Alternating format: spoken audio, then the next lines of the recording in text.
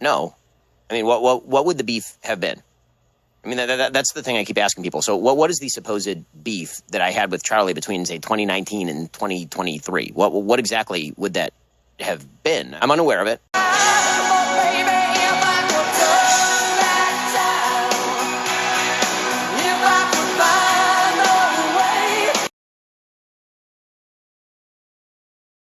We did not receive any apologies from the ruling class that lied to us repeatedly during COVID.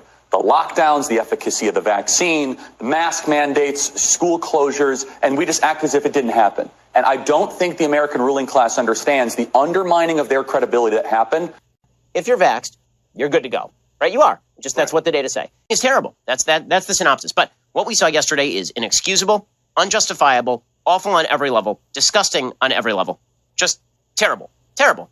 When you have rioters taking over the U.S. Capitol building, the seat of American democracy, and when you have those rioters saying that they are doing so in the name of the President of the United States, and when you have them doing that to the legislative branch of the government, and when you have those people, they are rioters, they are not protesters, okay? As soon as you commit an act of vandalism or violence, you are no longer in the category of protester, you are now a rioter. And unlike some folks who have justified riots based on the perspective of the rioters, if you're a criminal, you're a criminal, and you should go to jail. You should go to jail. And this was an attempted act of insurrection. So actually, that's not my position. My position is very simple. You just said your position is everyone should be pardoned. Well, hold on. Allow me to finish. I said everyone should be pardoned, but not because of what they were accused of doing, because they were deprived of due process. And here's the kicker, that the January 6th defendants were put in pretrial detention for nearly 2 years, many of whom were not given attorney representation. One attorney in particular made his defendant go watch videos saying that MAGA is brainwashing you and say, go unbrainwash yourself before the trial. A complete violation of the 5th, 6th, and 7th Amendment. What I'm getting at, though, is that would you agree with the premise that if the tree is rotten, the fruit will be rotten? The Ukraine aid is this aid being sent to Ukraine?